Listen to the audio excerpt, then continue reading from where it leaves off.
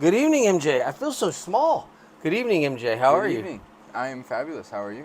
Episode 34.5. For those that don't know, it's episode 2 of the Beyond the Curve, the MX podcast goes off road. We're going to chit chat about the Mideast. Um, we're going to talk about the FTR race this weekend. We're going to talk about a little bit about the quads at FTR.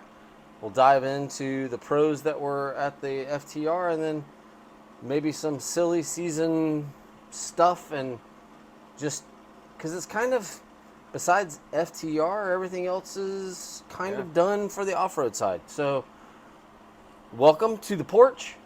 If you hear an echo or a noise in the background, we are running the Ryobi fan because even though it's fall in Florida, it's decided to be warm, so we still have skeeters.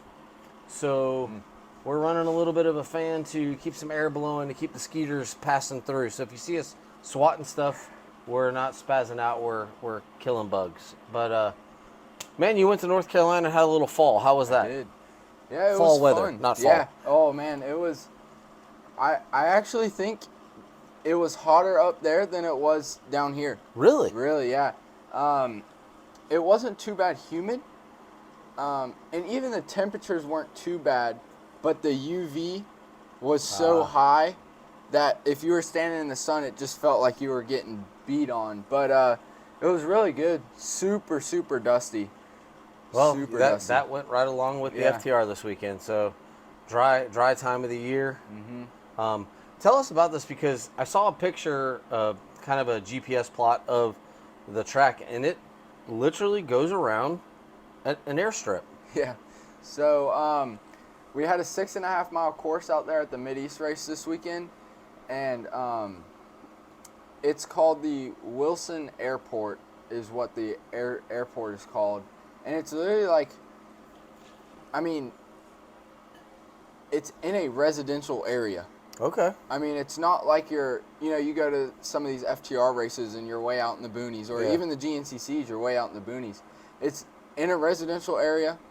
I'd say maybe 200 acres of land. Okay. And, we all just squeezed in there.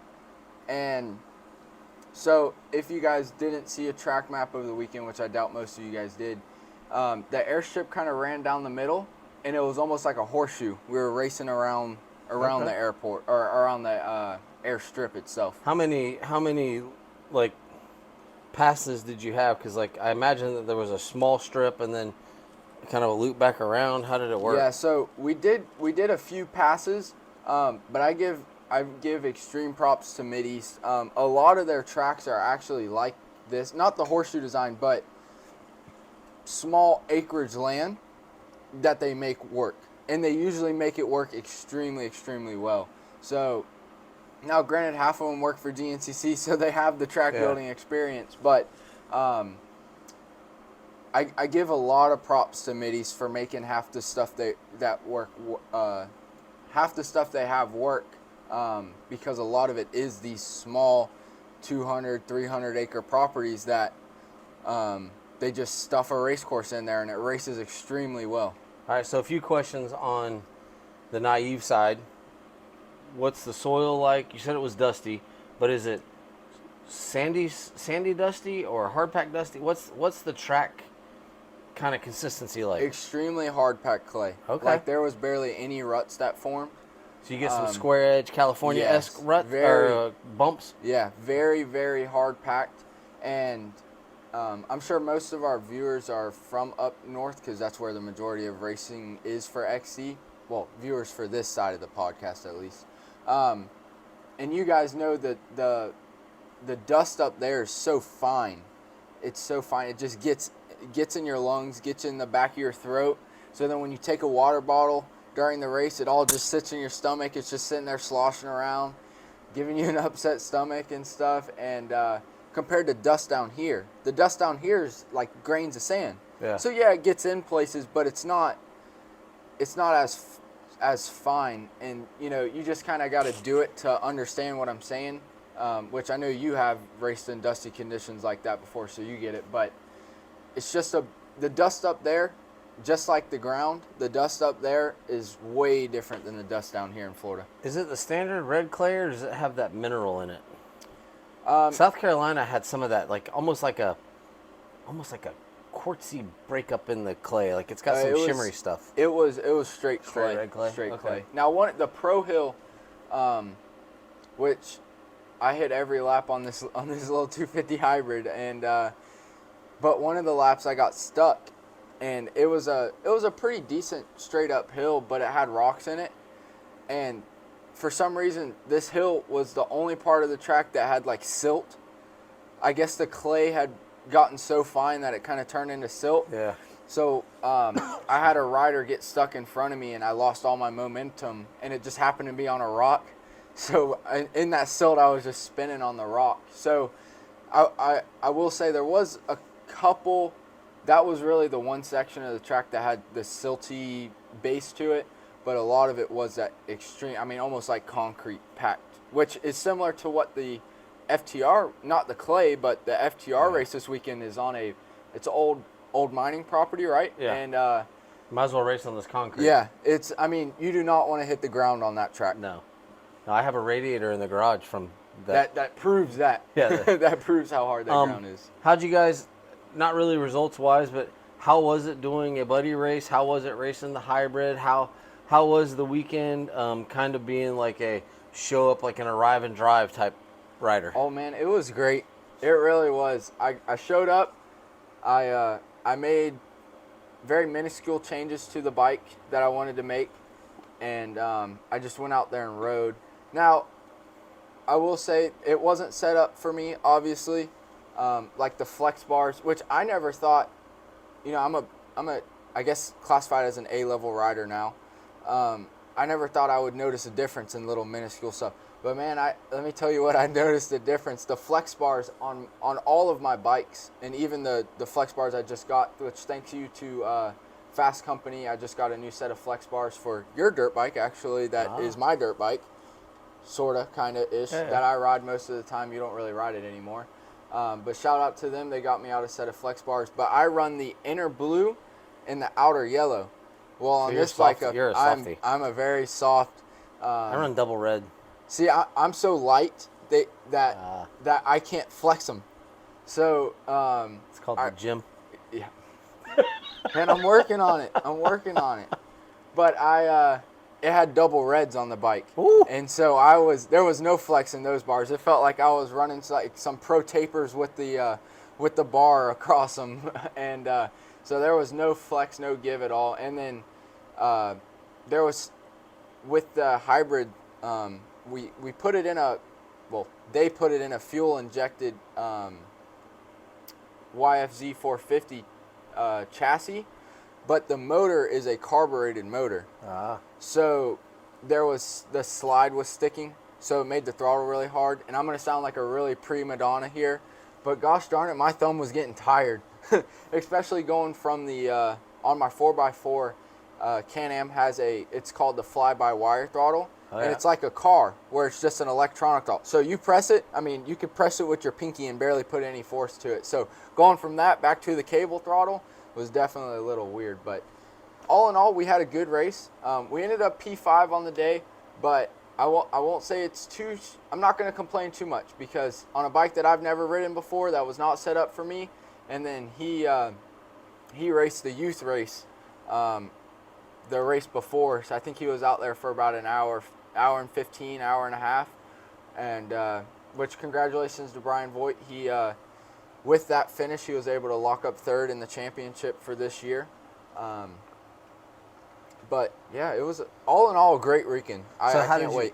So how did you do your strategy? What was your how did it work when you changed riders? How does that work in the buddy race? So most of the teams were swapping out every lap, but we knew going into the race that we wouldn't be able to do that, just because Brian was smoked after the youth race. Like I said, he had to fight hard to secure that spot in the championship.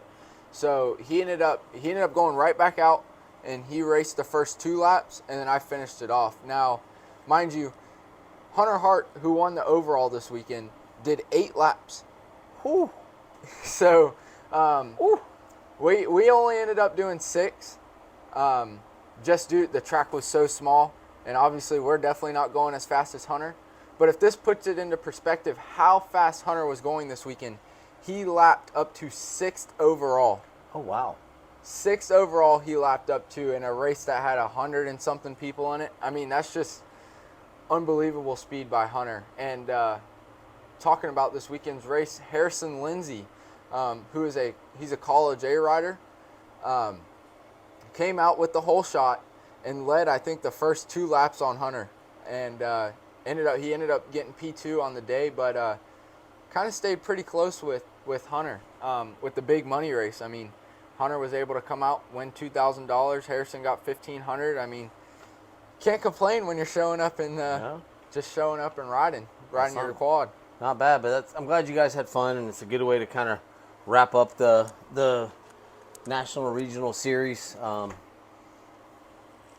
Let's transition to FTR. They had their second race of the season on a familiar piece of property, Clear Springs. This club, Sadra, I believe, ran the race on the south. If you're familiar with FTR, the plateau at Clear Springs, they ran the south, east, west, and north side. So they kind of left and went down and then went out to the southeast and then came back around and did the southwest up to the northwest corner. And then 2 weeks from now, Sunrunners is going to be on the north and northeast side of the property. So amazingly enough, this property is so big that they can run 2 completely different tracks and barely share. I think they may share start-finish area, but the rest of the track diverts and goes completely. But you want to talk about, we could have just put them in a circle right here on the porch. It's old mining property being reclaimed, and it's dry. Florida is super dry right now, and it looked like concrete with whoops. Square edge. Someone asked in the FTR forum, where do you practice stuff like this? And I was like, California. Yeah. Like there's nowhere in Florida other than this. There's nowhere to practice unless you just go on a road that's falling apart and ride on it. Pretty much. And the danger's just as much. But you have a family-friend relationship with a guy that's just starting in quads. And he gave me kind of the lowdown of the race. I'm sure he gave it to you too, of what the track was like. And he's like, man, I didn't know there was something like this. And congratulations to Bryce. Second race ever. Started 14th out of 18. Kind of had a bad start. Worked his way up into 8th. And ran 8th in the Open C class. And congratulations. That's awesome. That's what you're trying to do, is get other people involved in the sport. And I think he realized this weekend, like, dude, he even said, he goes, the faster I went, the smoother it was. And I'm like, that's awesome. Until the first time you come off, and then you're like, I don't know if I want to go that fast. Because, boy, ground hurts no matter what. But this stuff, it doesn't budge. It's not like running in your backyard or running in sand and falling. It's like landing on concrete. I mean, you'd probably get road rash if you landed on it and slid. It's so hard, and parlaying that or turning that over to the dirt bike side. Jason Crowley ran the Sunday afternoon race and 14.5 mile course on Sunday, and he's like, dude, I said, well, what were the woods like? And he's like, concrete.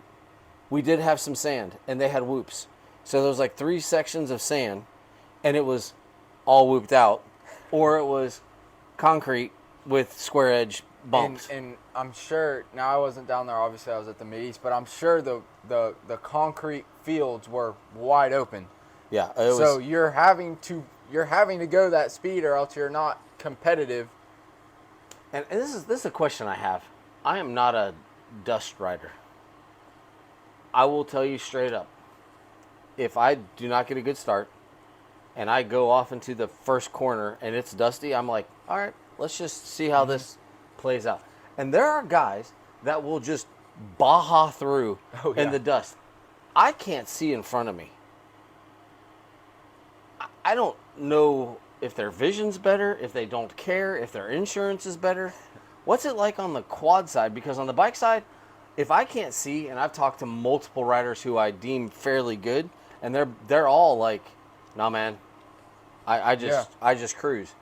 But these guys are coming from somewhere. I haven't talked to the right guy, because the riders I talk to, they're like, nah, man, if I can't see, I just cruise until it clears up. And this weekend, you could look out on the ridge, and they were zigzagging.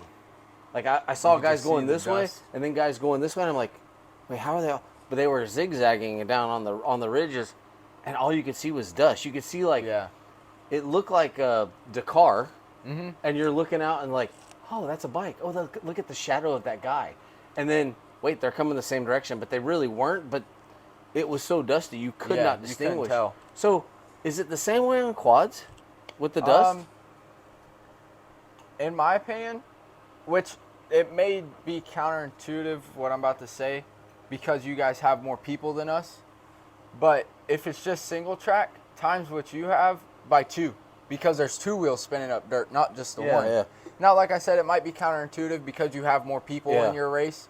So, I mean, at the end of the day, it might be the same amount of dust. But if you are just one-on-one. So are you a going through it, or are you like, I'm going to sit back and let this play out? I think I'm a solid in the middle type of guy. I try my hardest to push, and usually how I do that is by trying to get as close to the guy in front of me as I can. Yeah, that's the only way to defeat it. Correct. Or if I can't get as close to them as I can, like maybe we're matching speed or something like that, I try and at least be able to see his bike. Because if I can see his bike, I can see what's coming up ahead. Yeah. I might not be able to visually see that dip in the ground, but if I see the way his bike is reacting over those bumps, I can prepare my body and my bike to hit those bumps the same way or better to make sure that I don't do what they did. So that's my tip of the day as an A-level rider. If you guys are racing in a dust race, try and instead of looking at the ground directly in front of you, because especially a lot of beginner riders, that's what you do. Yeah. You're looking at the ground directly in front of you. Try and look out at the rider that's in front of you, not the ground in front of you. And visualize their bike and how their bike is moving.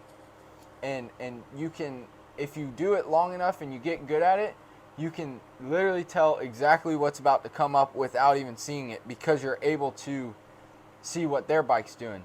So it's kind of, you got to know what to look for, but also at the same time,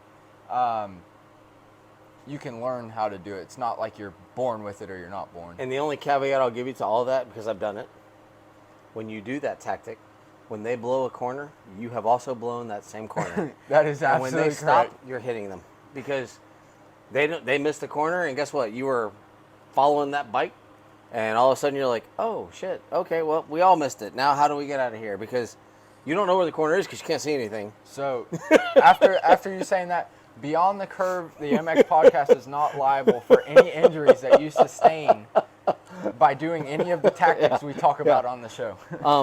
I was busy Saturday. I actually had the chance, because my life is multifaceted. I went to a cross-country meet to see, which, by the way, I don't care what sport you're in. If you're in it, if you're in the sport, in it, I saw parents yelling at cross-country runners to pass. You can get 4 more runners. 4 more.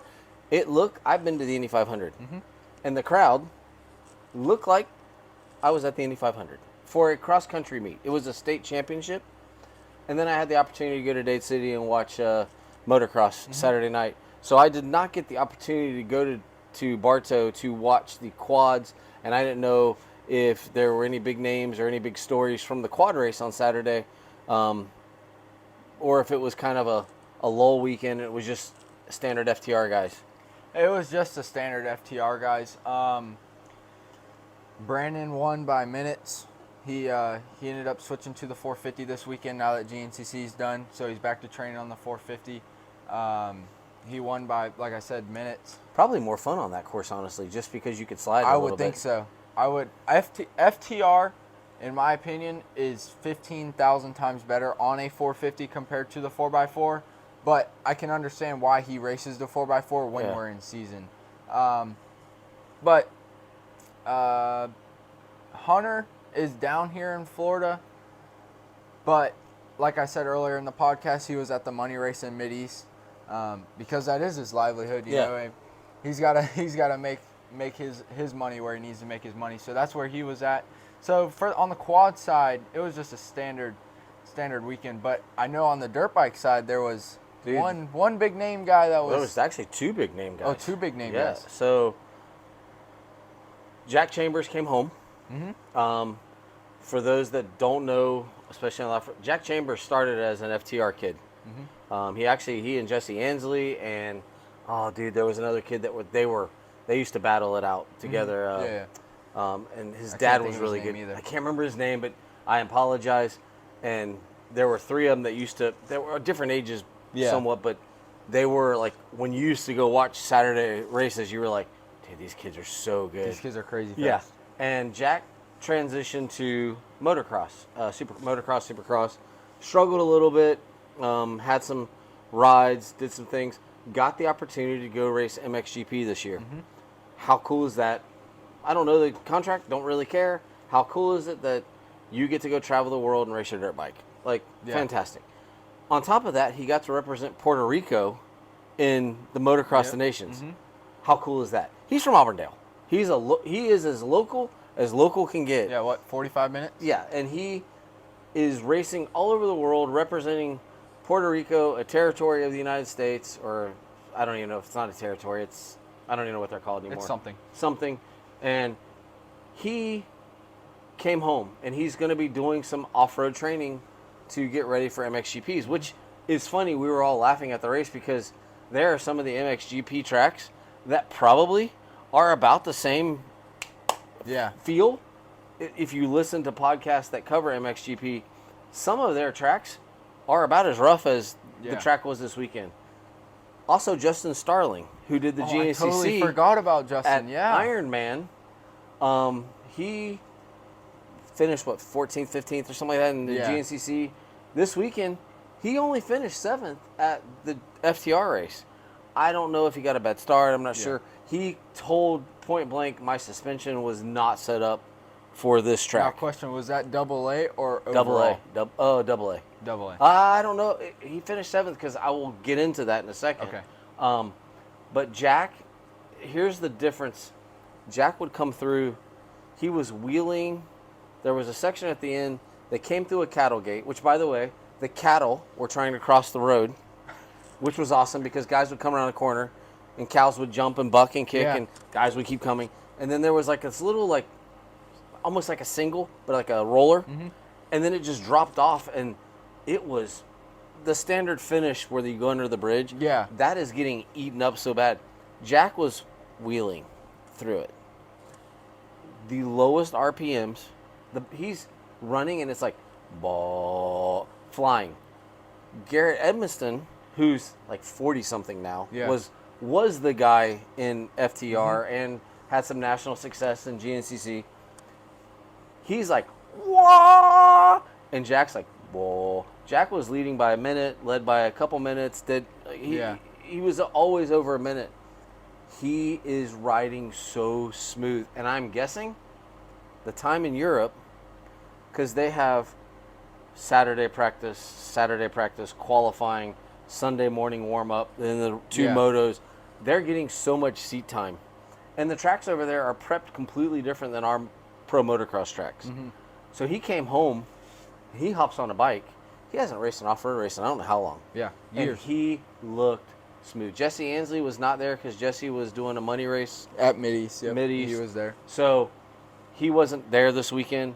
So it was Jack, it was Garrett, Hunter, Newworth. There were some good names, some of the top FTR guys. And Justin, those guys, it was 14.5 miles. They did 5 laps. They did 72.5 miles in just over 2 hours. That's absurd. They were flying. And Jack smoked them. It was a great race. But what I wanted to talk about, I said I was bring it up. Kyle McAfee, Vet A, at one point was top 8 overall. What row do they start on? Fourth row. Fourth row. Top 8. He was. And those other classes in the afternoon race are no slouches. No, There's multiple A classes. Because you have AA, A Open, A250, A200, Vet A. That's your A. Mm-hmm. And you have the plus 30. Yep. Which most of those plus 30 guys are good riders. They just don't. They're not old enough to ride Vet A.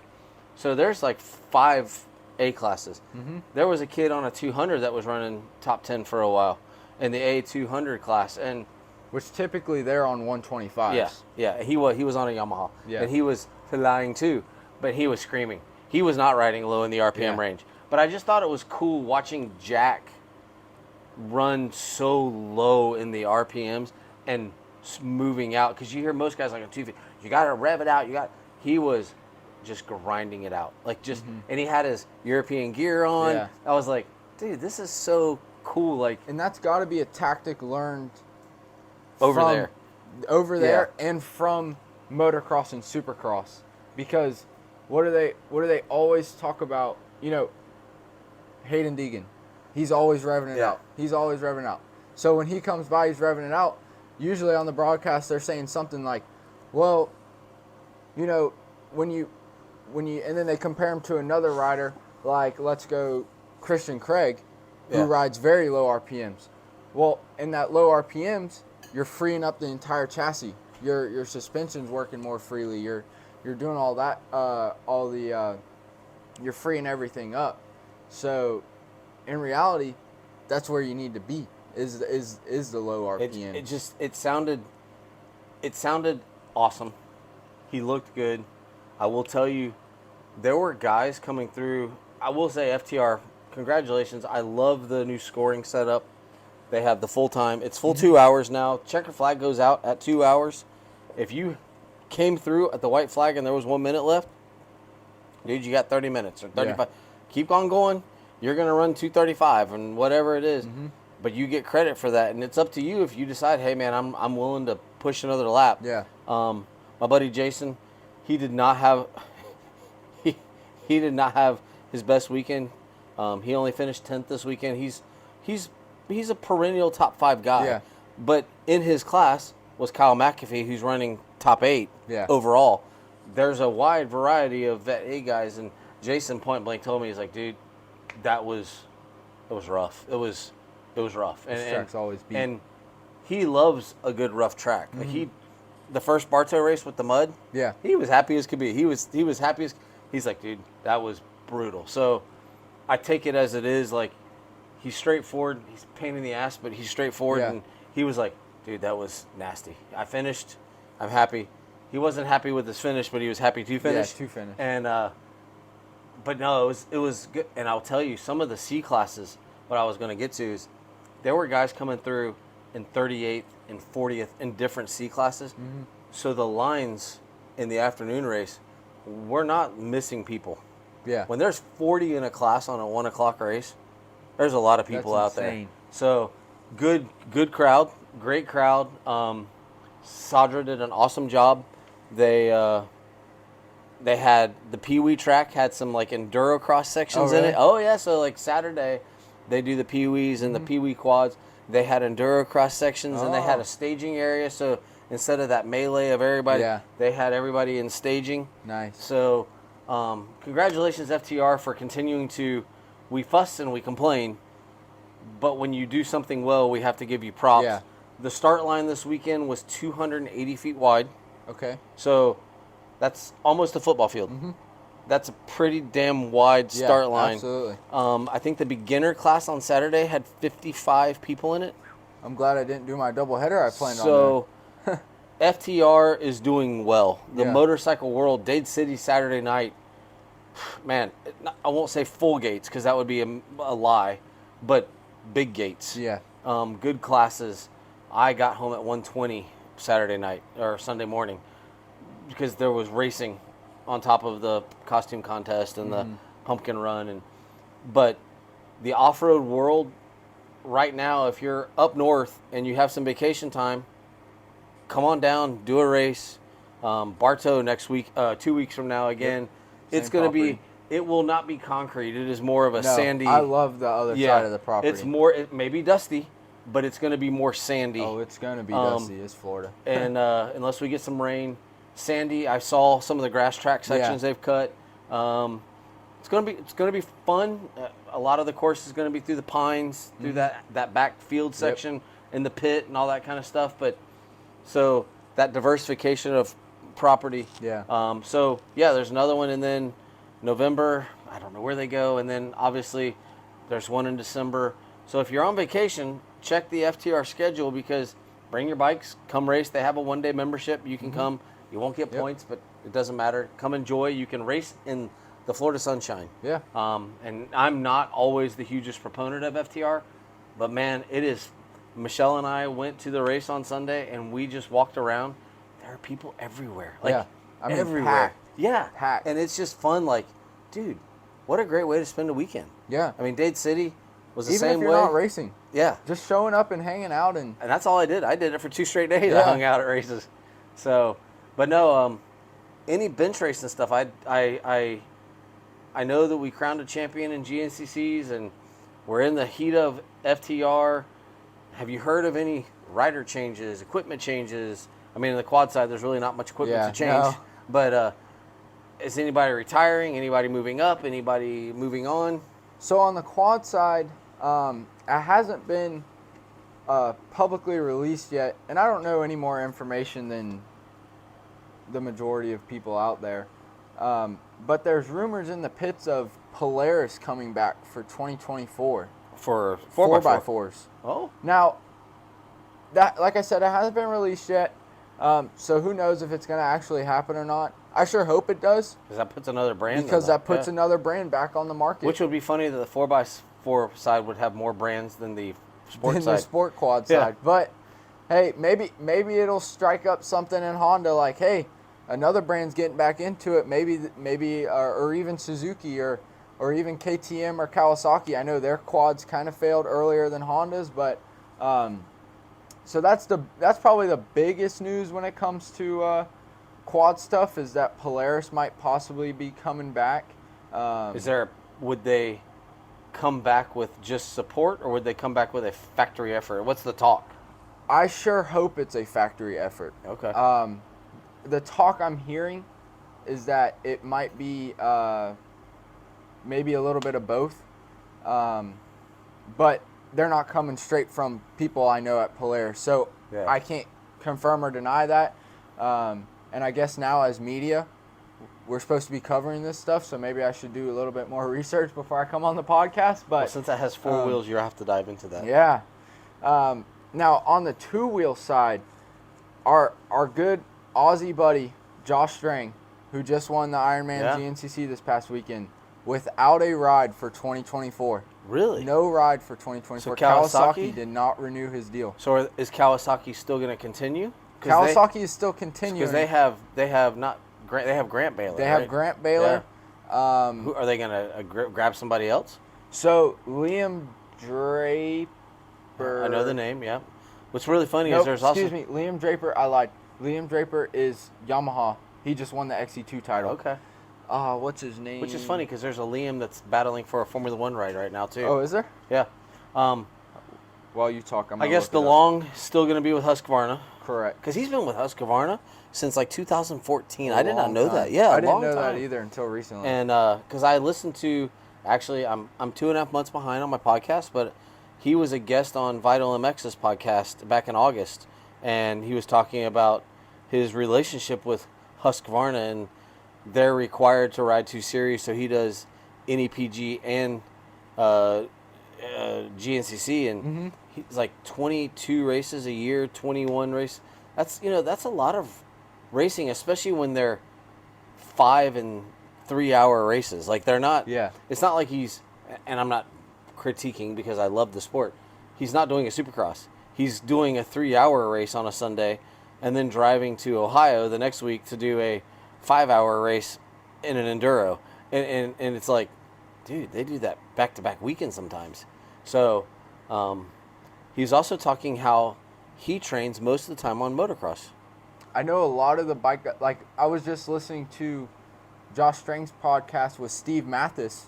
Oh yeah, that came out. That yeah. just came out, and Josh was saying On weeks that they don't have a race, they'll typically ride 3 times throughout the week, and 2 of them will be on motocross. Really? And 1 will be on Well, who wants to cross-country. dodge routes every time they ride? Not me. Yeah. I don't. So the person I was trying to think of, Lyndon Snodgrass, Lyndon Snodgrass. who was the reigning XC1 or XC2 champion this year. He went back to defend, but I heard he had some really bad health issues. Not injuries like during a race, but just I can't think of the when you, Epstein-Barr?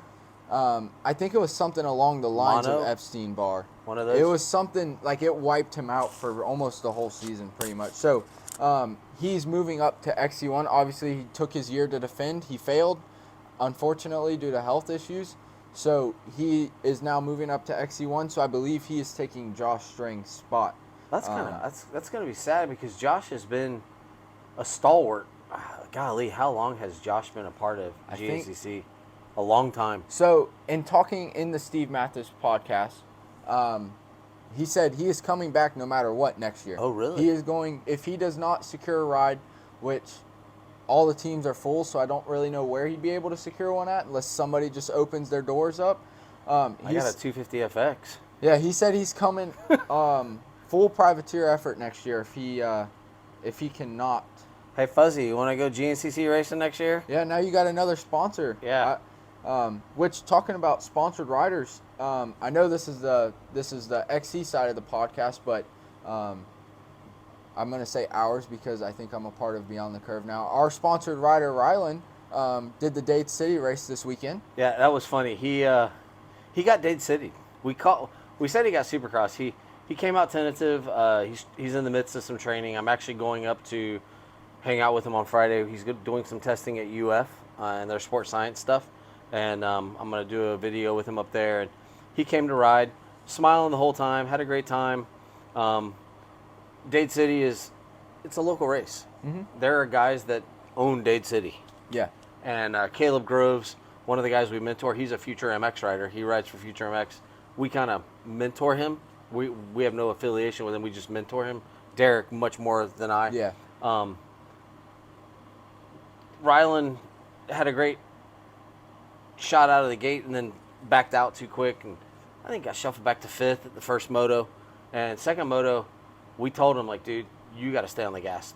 I said 3 more rotations, so my analytical mind is he just rolled out of the gas too quick. Yeah. Same gate with a rut, got a whole shot, seven bike lead, kind of faded back, and a local guy. I thought he got block pass Supercross style because Dade City's on the Saturday night track. It's a smaller track. Yeah. It's more of a Supercross model. Yeah. With safe jumps, and he's like, "No, Mr. Trey," because he calls me Mr. Trey. No, Mr. Trey, I got T-bone. Well, couldn't find anything. We found a video. Oh boy. Oh, there's video. Oh, there's video. Oh. He got T-boned. So basically, he was on the outside. We had told him, work on your insides, work on your inside. He was on a flow, rolled the outside, and a guy basically just came in and just, whoop, got him, rolled him down. Caleb came off the track and said, dude, I wish I was wearing a GoPro. Because he's like, you got T-boned. It's fine. Rylan was fine. He was happy with his whole shot. He was happy with his riding. It was a great night for him. Our biggest thing was come enjoy yourself, have fun. Absolutely. He did the pumpkin race. Oh, did he? Oh my God, it was silly. Like they're jumping doubles, and it's dumb. And he's like, I had so much fun, and he made $25. I mean, he made enough money that it paid for his entries, and so he had fun, and it was awesome. But yeah, he got Dade City. Dade City. Local guy. Hey, I know this track, and you're not gonna beat me. You're I don't not care going who to you beat are. me, and he got cleaned out. It was fun. It was entertaining. It was a great night.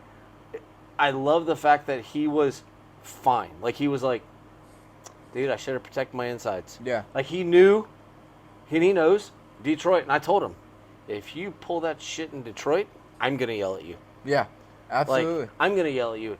And he's like, yeah, I know. I should have protected the insides, but it was such a nice flow. Yeah.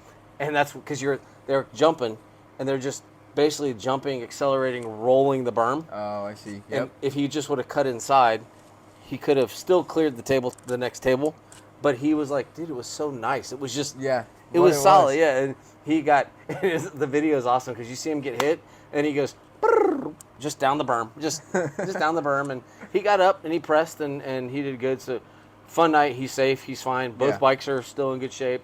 But no, we were talking about the FTR race, and he's like, I don't think I'm ready for that yet. Like, he's pretty into, like, I'm going to stay focused on my Supercross training. But that's where I enjoy both sides of it. Like, I had a great time at Dade City.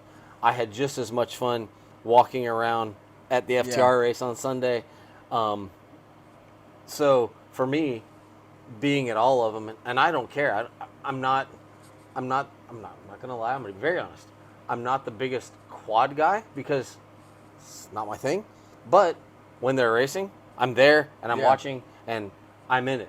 So, but I also will go watch a lawnmower race if it was going on. So absolutely. I don't care what the racing is.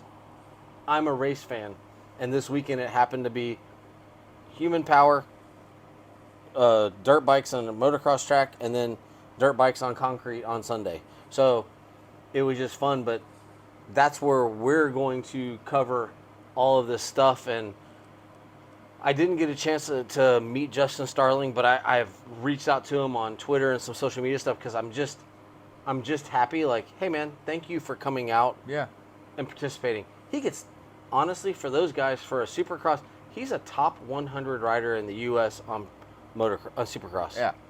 He's at 15 out of 17 mains last year. Like, he's a world-class Supercross rider. And he just came out to ride. Yeah. And honestly, give him some props because he's having fun. He's already wanting to do more GNCCs next year because for him, it's just fun. Like, it's just fun, and it's like, holy cow, this is a neat environment. So that off-road side, whether you're a motocross guy, but you want to go practice on motocross. I want to go practice on motocross. We love racing off-road. We have a sand pit out here that we can practice in, but we just want to go ride the other stuff. And for those guys who make their living one way, the off-road guys that go try to do motocross. Like Caleb Russell a couple years back. Support. DeLong was talking about, like, they asked him on the Vital, where do you want dream ride? What would you want to do? He's like, I want to qualify for an outdoor national. He didn't say he wanted to make points. He wanted to qualify for an outdoor national and go ride an outdoor national. These guys just want to race. So if you have a friend that's an off-road guy that wants to try to qualify for Loretta's, support him. If you have a guy that races motocross and wants to go do a GNCC, support him. Yeah, absolutely. And we don't care what you race. We just want to come watch you race. Like we really don't care. Like it doesn't matter to me. Like MJ, I still don't quite understand the whole 4x4 thing because I've watched multiple races. I remember when we snuck up to watch you in Georgia, we were sitting in a corner and literally the sport quads would come in slide and the 4x4s would come in, literally the wheels are just biting. And I'm like, it's a completely different style of riding. And but it was fun to analyze and watch and see, and I don't care. And for me, this weekend was just like, even my daughter Brianna was like, did you have fun this weekend, Dad? I'm like, I'm exhausted. But yeah, I can't wait for the next one. When's my next one? But I'm taking this weekend off. I'm not going anywhere this weekend. Nowhere? No, not this weekend. There's a race in Dade City. You got a bush hog this weekend. That's what it is. You have yard work to do. Yeah, I've got barn responsibilities. but no. So what's on the what does MJ's off-season schedule look like? So take us through. We're literally one day away from November. Well, by the time this goes out, it'll be November. We're in November. What does November through December look like before the kind of boot camp starts before February? Because first race in February. So what does November through December look like for you? November through December looks like quad work. I got to ship off my ECU to DeRisi Racing.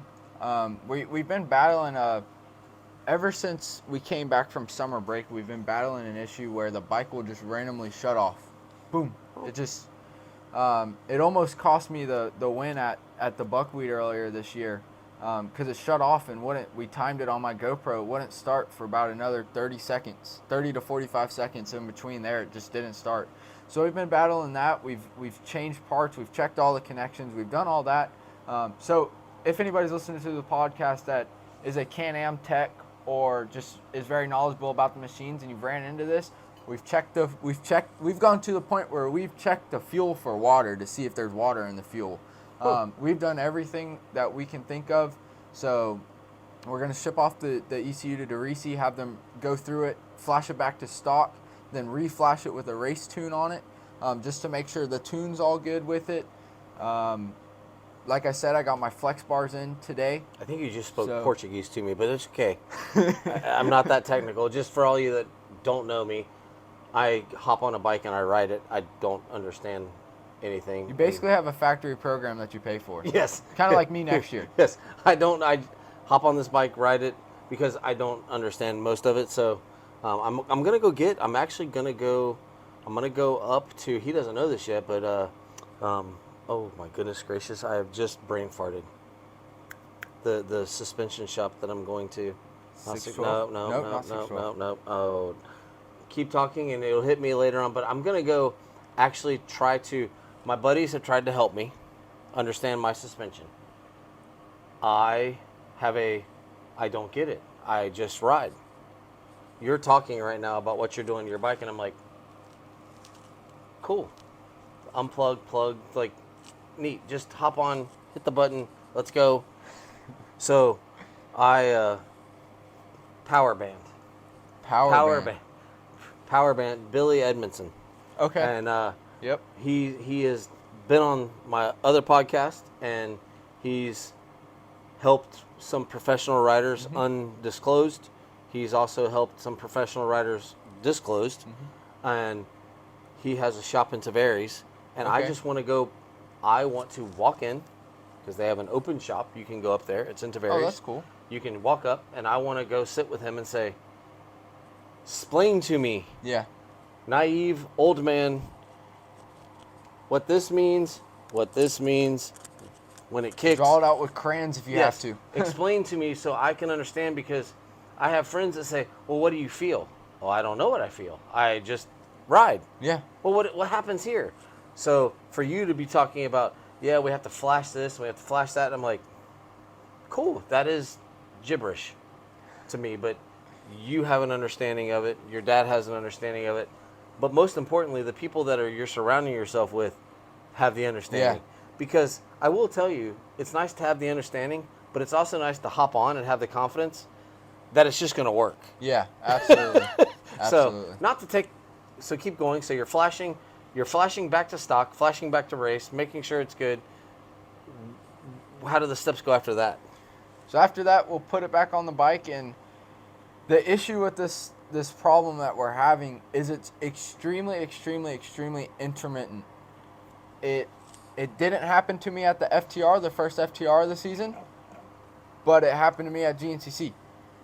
And then it's pretty much happened to me every GNCC after break. Like, it even happened to me at Ironman this 2 weekends ago. But it doesn't happen to me when I'm out practicing at the house. It's just extremely intermittent what's happening. So we're basically tying up any loose ends that we can think of and just praying that we don't have to. I think you need some conduit, and you need to run all the wires through, because after so long, it's like there's a wire touching somewhere.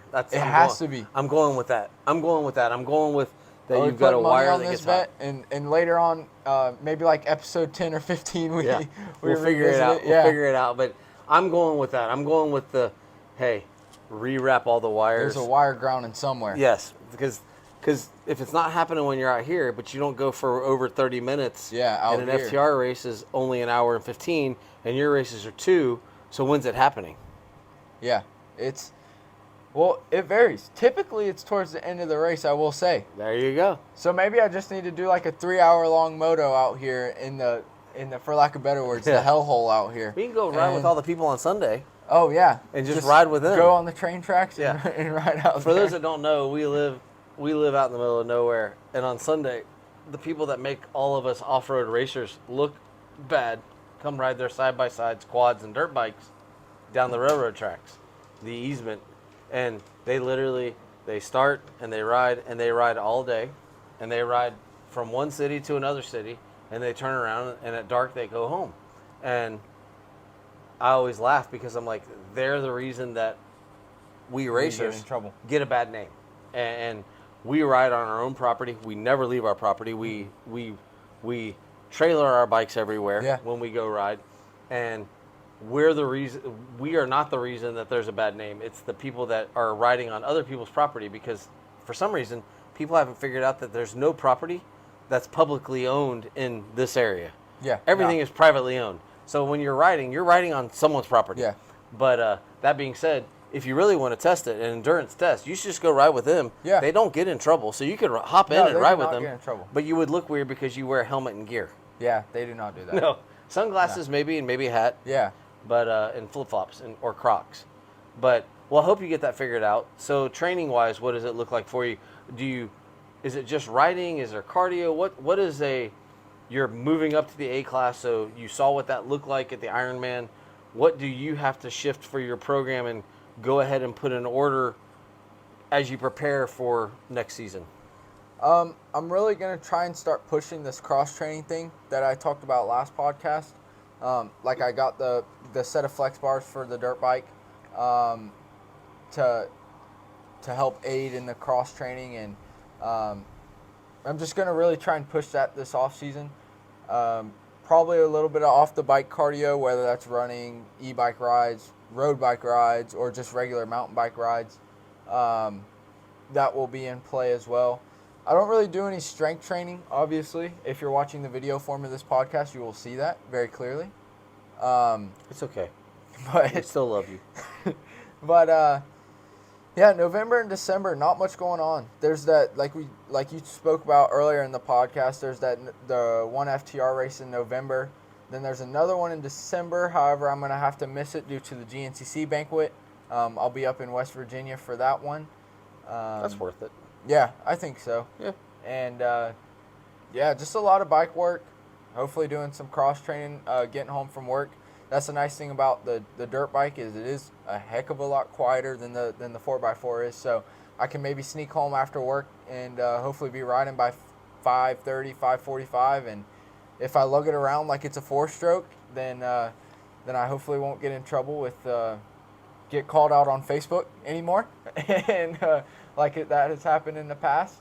So we'll have to hit some moto tracks on a Saturday or something. Yeah, I would love to. I've actually been thinking about that, maybe because with the quad I can't really go too many places, so maybe I have to go to some places that I'm not allowed to go. Maybe we'll do maybe we can go out and we can do a podcast from one of the motocross tracks of us training and just getting some seat time. That would be fun. Me with my kickstand and you with your 2005 250, and we can just go out and we can go do a ride day at one of the, there's a gazillion of them. We can pick one of the ones and just go ride, and we can do a podcast from there and talk about the cross-training stuff and that kind of thing.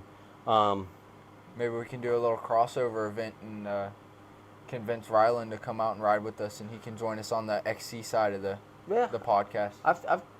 He'd be game for that. He's pretty cool kid. I'd like to introduce him to this side at some point, just because he's I've never met him. He's a cool kid. He's, for those that don't know, think of Ryan Dungey at 6'2". He's got that Ryan Dungey face, but it's so funny for you guys, the XC guys. We're a little different, but we still care about our health. So Saturday at the race, I'm like, hey man, it's gonna be late. You want to grab something to eat on the way home? I'm sure there's something we can find for you to eat. And he's like, Mr. Trey, he goes, I bought my dinner with me. Of course you did. Of course you did. So he had his healthy food, his snacks. He is part of Coach Rob's program. Mm-hmm. So he has his food, he has his stuff. Yeah.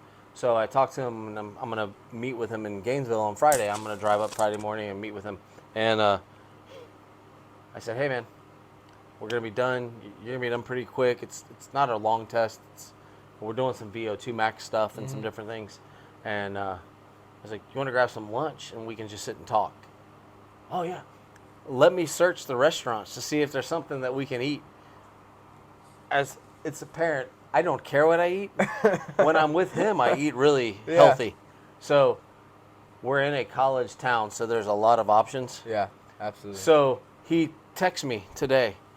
I look forward to it. I can't wait. I found a couple restaurants that we can go eat at for lunch, and I'm like, fantastic. So I know he's Supercross, and that's his goal. But it doesn't matter if you're Supercross or top level of cross country. Minus Stu Baylor. Yeah, minus Stu Baylor. The rest of the... And Adam McGill. Yeah, but even Adam does stuff, I think. But for the most part, there is a training regimen and a dietary care that these guys have. I mean, and it just cracks me up because then there's guys like me and my friends, and it's like, yeah, we want to be healthy, but damn, that beer on Friday night really sounds good. Yeah, and absolutely. And so we are healthy, and then hey, Rowland, you want to drink a beer? Like he came down to visit. You want to drink our battery died. Our fan died. Oh, Uh-oh. You want to drink a beer? I've never had a beer. Really? Oh, no. He says, one time I had a beer. What about a soft drink? I've never had. He drinks water. And I'm like, dude, we got to get you to. But then I feel guilty as the person who's supposed to be It's like you're helping peer pressuring. It's like, I don't want to peer pressure you, but there is this life thing that it's you're not limited it's to okay. But I also, this is his belief. This is what he does. And I'd like to dive in. I can't wait to. I would love to get a guy like Jesse Ansley or one of those guys on that they kind of do this off-road wise. I'd love to get one of the high guys on and see if they're the same way or if occasionally they let their hair down. Like, we can't do Stu, and I'm not making fun of Stu because whatever he does works for him. And I don't know if he actually would be the same if he did one of those programs. Absolutely. I believe that you get into your program and you believe that program and that's what works for you. But I only say that because, like, for him, we've talked for years about what he needs to do, and you're having success. But is there something that we can change? And what's going to make you better? Yeah, and yes, you're already good, but what can make you that much better? Yeah, so we joke, and that's going to be kind of, I think we might have a focus on that of, like, is there stuff you're adding as we get into next season? Is there stuff you're adding? Is there stuff you've taken away? Is there something you've changed? Is there... So that I think that would be a fun way to do it. And just so you guys know, MJ's working hard on this side. I am not the go out and get the interviews. I will sit down and do the interviews. I'm not the go out on the motocross side. That is Derek's. On the off-road side, that's MJ. Not because I think I am a super, super shy person. If someone introduces me, we will talk for hours. Yeah. But I'm not going to be the one to walk up to you and start a conversation, point blank. So MJ's working hard on getting some guests. We will probably do stuff remotely. This is a cut-down version. We don't have our podcast set up. We're doing it remotely. So we are very, very flexible. So if we need to go to a rider's house, we'll do that. And we're going to do stuff like, I think it'd be awesome to do one at the new Moto Bros when it opens up and go down there. And how many jumps did you roll? I rolled all of them. And I didn't talk hit about a single one. and talk about what it's like to be an uncomfortable guy on a dirt bike and that kind of stuff. So we're going to hit a lot of stuff. We're going to get Jason back in here at some point because I actually love it. He's an opinionated son of a gun, but he actually follows this stuff and very knowledgeable person. And he's super knowledgeable and he has fun talking about it. So we're going to get him in with us one night, and we're going to do stuff. And it's kind of slow right now, but we'll still keep talking about things. If there's nothing to talk about, we may just put content out instead. But for this week, it was really the Mid-East, and it was the FTR. Yeah. And it was the fun at the Mid-East, and it was I'm going to say the star power on the Sunday race at FTR. It was for missing a few of the top riders. There were still quite a few top riders. Absolutely. And good turnout, good racing. And even though it's getting colder, racing is still hot in this area of the country. And like I said, if you're on vacation, you're coming down to visit family, bring the bikes. There's a race. There's places to ride. There's off-road parks. There's Croom, which is if you follow motocross or off-road, every major rider from the 70s to now burns laps at Croom. Oh, yeah. Cooper Webb and Aaron Plessinger were at Croom before Outdoor Nationals this year, burning laps Yeah. on a Tuesday because no one goes on Tuesday. So there are places to ride down here, things to do. There's a new enduro that's been added. So there is stuff just. Absolutely. Florida is the place to be in the wintertime. I'm guessing probably like California and Texas. Yeah. But if you're coming down to Florida to go to Disney World, pack up the bikes, find a race, and come join us. And if you're really interested, reach out to us.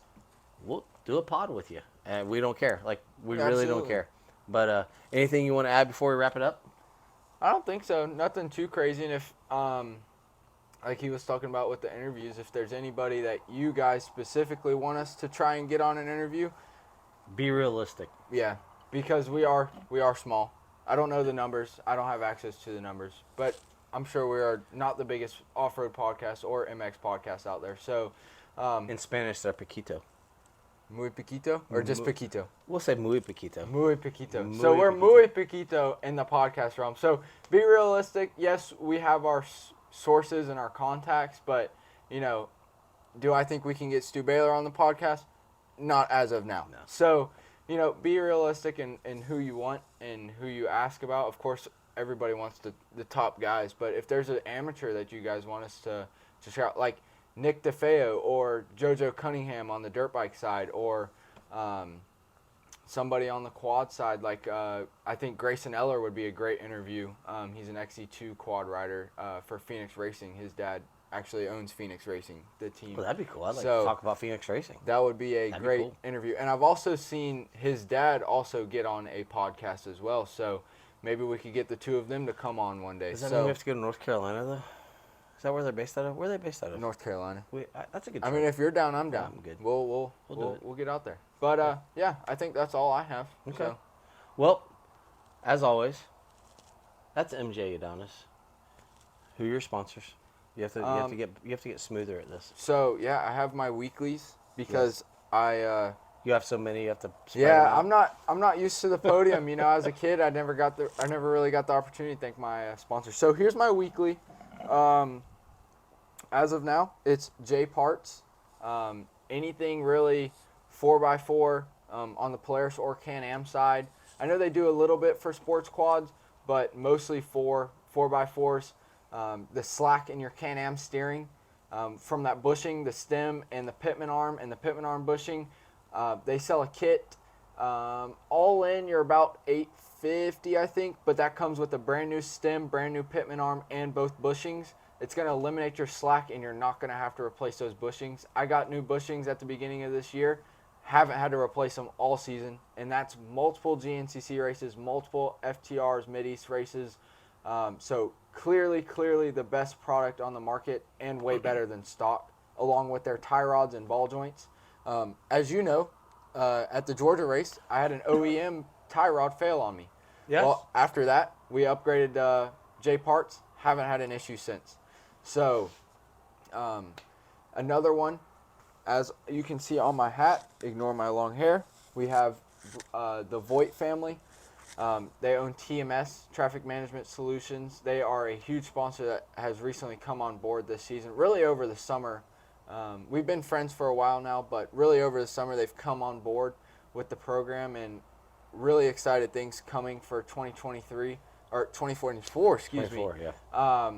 So, and I can't wait to announce those things. Hopefully here on the podcast, first announcements with it. So, those are my two sponsors for the day. Shout out to TMS, the Voigt family, and shout out to J Parts for making some amazingly great products for especially the Can-Am and Polaris. Well, for me, since we're going off shirts, I'm going to say this is always brought to you by Michelle and Trey with Century 21 at your service realty. And damn it, USA. In the So, USA. In the USA. But no, this is always because of my wife and her commitment to my love of racing. This whole thing is funded by Michelle and Trey Real Estate, and we just love racing. We love watching kids do things that astound us, and we'll do it again next week. I say 34.5. I don't know what we're going to do when there's a break with the motocross podcast, because we are going to take a break. I don't know if we have an invisible number, or if it's next week and there's no 35 and do we just come 3? Because that's going to be weird, but guess what? It's okay. Or we do 34.75. Yeah, something like that. So, I mean, we're literally doing this as we go, but no, we have fun, and I love hearing the off-road side from MJ and kind of diving in more, and we're going to have fun. We're always going to have fun doing it. We're going to be serious, but we're also just going to have fun. Whether we're sitting in someone's trailer doing this, or we're sitting in someone's shop, or we're sitting in someone's car with a thing attached to it's like a phone mount on the window, yeah. We're going to have fun doing it, and we're going to bring the information, and we look forward to the interaction. MJ is much better at the interaction with the community, and I'm just more or less the mouthpiece. But look forward to it. Thank you for joining us for episode 34.5, which is episode 2 for those that are trying to figure this all out. This is episode 2 of the Beyond the Curve, the MX podcast goes off-road. That's MJ. I'm Trey. We'll see you next time. Bye-bye.